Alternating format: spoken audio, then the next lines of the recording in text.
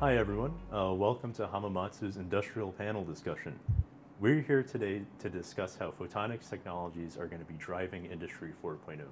That means driving increased throughput, increased quality control, and taking traditionally offline processes inline. Hamamatsu's products are photonics products, detectors and emitters, that take the analog world and translate them into digital data that you could ultimately use and interpret for your industrial process. Before we kick things off, I think introductions are in order. So starting with myself, my name is Gorakhnauth. I'm a marketing engineer here at Hamamatsu. I've been here for around 3 years, a little over 3 years, and I handle our products for industrial laser processing. Thanks, Brandon. And my name's Gilmore. I'm the Business Development Manager for Spectroscopy Solutions here at Hamamatsu. And I've had the honor and privilege of working here for 36 years. Well, that's a long time, John. My name is Jake, and I definitely hadn't been here as long as John did, only been here for 10 years. And my role in this company is automotive LiDAR. That's kind of the focus market for me at this moment. Yeah, hi, my name is Mesa, marketing engineer here at Hamamatsu, supporting our light source technologies. I've been with the company and in the industry for about 5 years now, and looking forward to the discussion today. My name is Albert. I'm the marketing engineer for image sensors and cameras, helping out people to find out their image sensor and camera solutions. I've been here at Hamamatsu for around 4 years. My name is Andrew Fay. I'm the X-ray product manager at Hamamatsu. I've been here 4 years, but prior to that I have about 20 years experience with X-ray systems and components. So it sounds like we have ourselves an all-star cast here. Can each of you expand a little bit more about how your product lines could contribute to Industry 4.0? Yeah, for X-ray, Hamamatsu offers both sources and detectors, and that's pretty unique in the industry. And they're used across a broad range of applications, from universities to 24/7 industrial automated production lines. And we're also providing products that go across a broad range of energies as well, from low energy to high energy up to 300 kV. And with X-ray discovered about over 100 years ago, it's still relevant today, and moving into new applications such as CT metrology and 3D printed part inspection. For image sensors, actually, Hamamatsu has a very broad production line.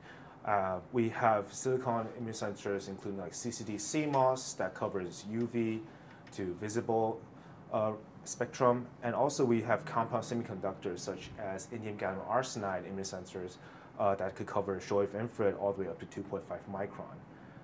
Image sensors could be used in a lot of techniques, including imaging, spectroscopy, hyperspectral imaging, positioning, or even distance imaging. Since we have such a broad product line and so much techniques to cover, actually finding the right solution for your application is hard. So my job here is to help people to figure out what will be the right solution. Even though we maybe don't have the off-the-shelf product for you, we do have customization capability to fulfill your need. Yeah, and my experience here at Hamamatsu is focused more on our light source technologies. We do have the detection side as well, but from the illumination standpoint, there's some important factors to consider in an industrial manufacturing environment. You have the wavelength, of course, maybe is the most commonly considered factor, but you also have power output, which is important. The illumination area size, so how large of a size do you need to illuminate. Lifetime is important because that directly correlates to your downtime and maintenance cycles. And then also other kind of features that are helpful, like external control. Can you control it via PC or some other protocol? And there's various different applications, that depending on the application, some of these may be more important, for whether it's an excitation source for fluorescence, whether it's a general illumination for imaging, or it's UV applications where you're curing some type of adhesive. Yeah, and my responsibility here is mainly on LiDAR, and currently we focus a lot on the automotive LiDAR side because the newer techniques are mainly developed for that market. For example, the new time-of-flight techniques, the new coherent LiDAR techniques. But a lot of this is actually also being used now in the industrial market as well. Traditionally, put into this context of this topic, industrial market uses simple distance measurement components.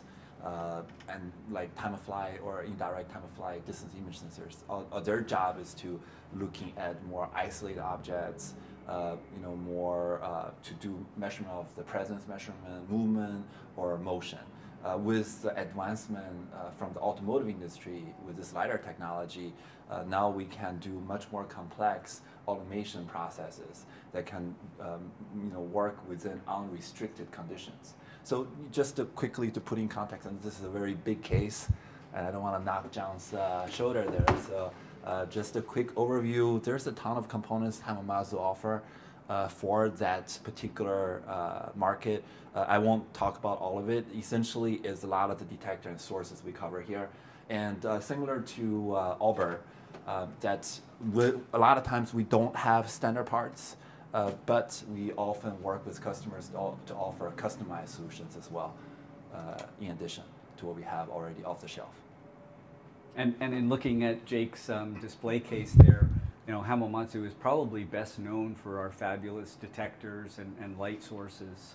But we do have a full module solution and a MEMS facility that enable us to make like world famous microspectrometers, MEMS-based Fabry-Perot spectrometers for near-infrared spectroscopy, as well as the traditional mini spectrometer platforms that many of you are familiar with on the market. These spectrometers are used in applications such as thin film measurements, environmental monitoring, food inspection, and we'll touch more on these as we go through the discussion today, as well as general analytical chemistry and spectroscopy techniques. Mm-hmm. These guys are a hard act to follow.